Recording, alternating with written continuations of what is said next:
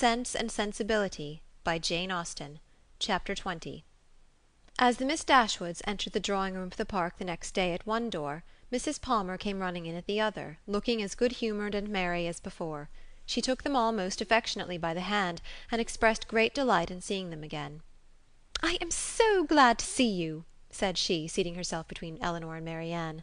"For it is so bad a day I was afraid you might not come, which would be a shocking thing, as we go away again to-morrow.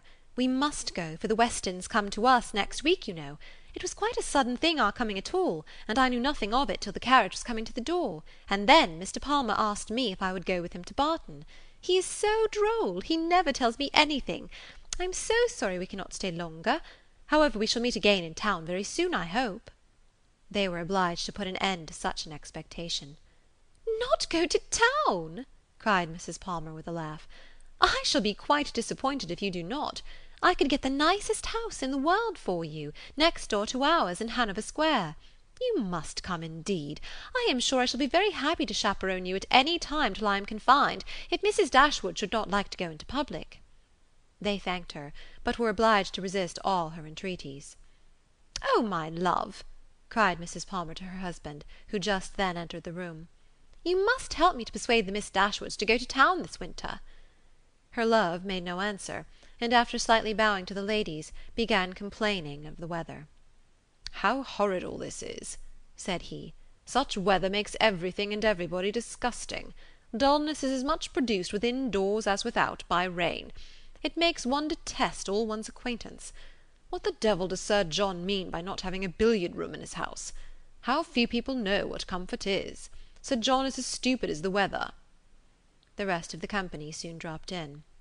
"I am afraid, Miss Marianne," said Sir John, "you have not been able to take your usual walk to Allenham to-day."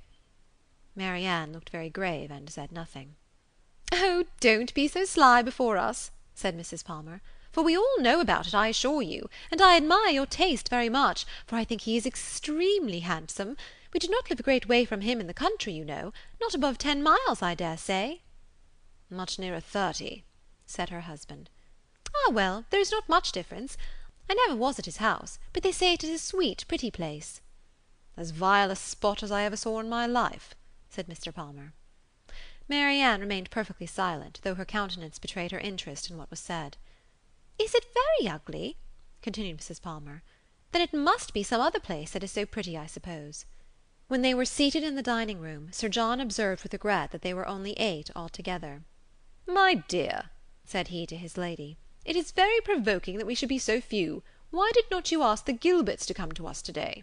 "Did not I tell you, Sir John, when you spoke to me about it before, that it could not be done? They dined with us last." "You and I, Sir John," said Mrs. Jennings, "should not stand upon such ceremony." "Then you would be very ill-bred," cried Mr. Palmer. "My love, you contradict everybody," said his wife with her usual laugh. "Do you know that you are quite rude?" "I did not know I contradicted anybody in calling your mother ill-bred." "Ah, you may abuse me as you please," said the good-natured old lady. "You have taken Charlotte off my hands, and cannot give her back again, so there I have the whip-hand of you."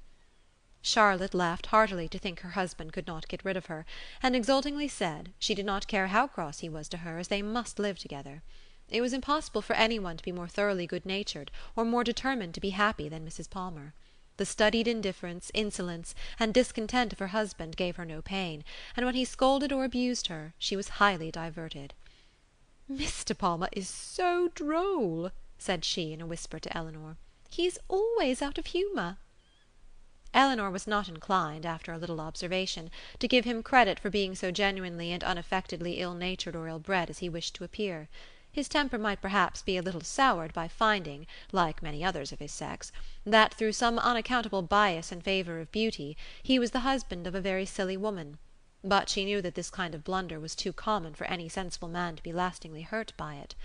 It was rather a wish of distinction, she believed, which produced his contemptuous treatment of everybody, and his general abuse of everything before him. It was the desire of appearing superior to other people. The motive was too common to be wondered at, but the means, however they might succeed by establishing his superiority in ill-breeding, were not likely to attach any one to him except his wife. "Oh, my dear Miss Dashwood," said Mrs. Palmer soon afterwards, I have got such a favour to ask of you and your sister. Will you come and spend some time at Cleveland this Christmas? Now pray do, and come while the Westons are with us. You cannot think how happy I shall be. It will be quite delightful. My love," applying to her husband, "don't you long to have the Miss Dashwoods come to Cleveland?" "Certainly," he replied with a sneer. "I came into Devonshire with no other view." "There now," said his lady, "you see Mr. Palmer expects you, so you cannot refuse to come." They both eagerly and resolutely declined her invitation. "But indeed you must and shall come. I am sure you will like it of all things. The Westons will be with us, and it will be quite delightful. You cannot think what a sweet place Cleveland is, and we are so gay now, for Mr. Palmer is always going about the country canvassing against the election, and so many people came to dine with us that I never saw before. It is quite charming. But, poor fellow, it is very fatiguing to him, for he is forced to make everybody like him." Elinor could hardly keep her countenance as she assented to the hardship of such an obligation. "How charming it will be," said Charlotte, "when he is in Parliament! Won't it? How I shall laugh! It will be so ridiculous to see all his letters directed to him with an M.P. But do you know, he says he will never frank for me. He declares he won't, don't you, Mr. Palmer?" Mr. Palmer took no notice of her. "He cannot bear writing, you know," she continued. "He says it is quite shocking." "No," said he, "I never said anything so irrational. Don't palm all your abuses of languages upon me." "There now, you see how droll he is. This is always the way with him. Sometimes he won't speak to me for half a day together, and then he comes out with something so droll about anything in the world."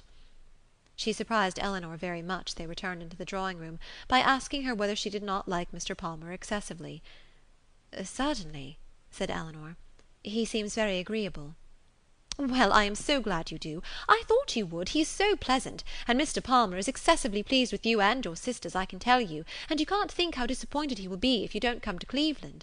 I can't imagine why you should object to it." Elinor was again obliged to decline her invitation, and by changing the subject put a stop to her entreaties. She thought it probable that as they lived in the same county, Mrs. Palmer might be able to give some more particular account of Willoughby's general character than could be gathered from the Middletons' partial acquaintance with him, and she was eager to gain from any one such a confirmation of his merits as might remove the possibility of fear from Marianne. She began by inquiring if they saw much of Mr. Willoughby at Cleveland, and whether they were intimately acquainted with him. "Oh dear, yes, I know him extremely well," replied Mrs. Palmer. "Not that I ever spoke to him, indeed, but I have seen him for ever in town.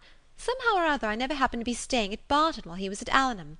Mamma saw him here once before, but I was with my uncle at Weymouth. However, I dare say we should have seen a great deal of him in Somersetshire, if it had not happened very unluckily that we should never have been in the country together. He is very little at Combe, I believe, but if he were ever so much there, I do not think Mr. Palmer would visit him, for he is in the opposition, you know, and besides, it is such a way off. I know why you inquire about him very well. Your sister is to marry him. I am monstrous glad of it, for then I shall have her for a neighbour, you know." "Upon my word," replied Elinor, "you know much more of the matter than I do, if you have any reason to expect such a match."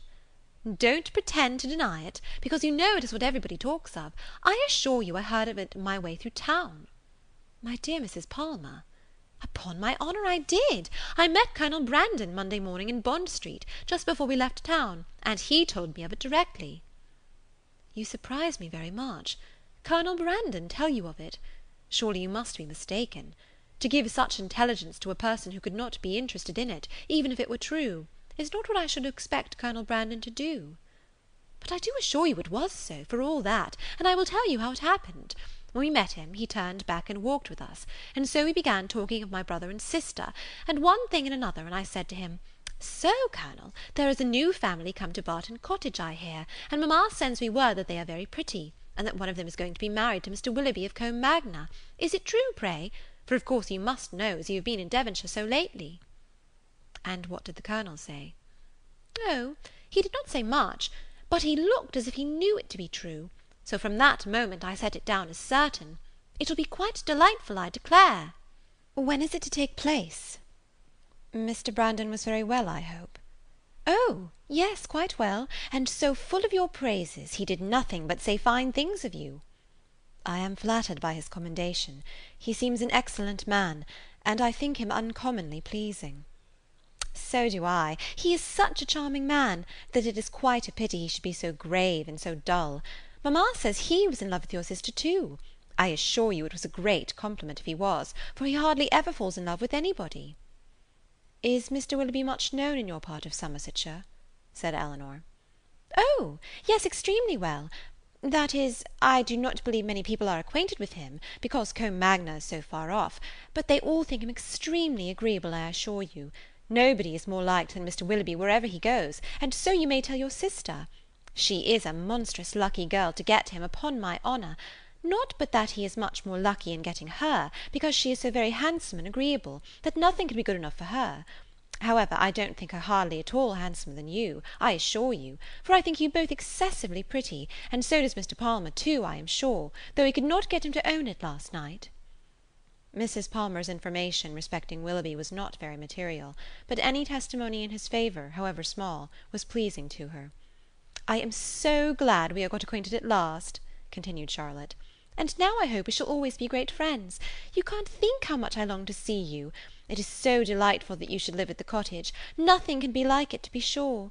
And I am so glad your sister is going to be well married. I hope you'll be a great deal at Combe Magna. It is a sweet place by all accounts." "You have been long acquainted with Colonel Brandon, have not you?" "Yes, a great while, ever since my sister married. He was a particular friend of Sir John's. I believe," she added in a low voice, "he would have been very glad to have had me if he could. Sir John and Lady Middleton wished it very much, but mamma did not think the match good enough for me, otherwise Sir John would have mentioned it to the Colonel, and we should have been married immediately." "Did not Colonel Brandon know of Sir John's proposal to your mother before it was made? Had he never owned his affection to yourself?" "Oh, no, but if mamma had not objected to it, I dare say he would have liked it of all things. He had not seen me then above twice, for it was before I left school. However, I am much happier as I am. Mr. Palmer is the kind of man I like." End of Chapter 20.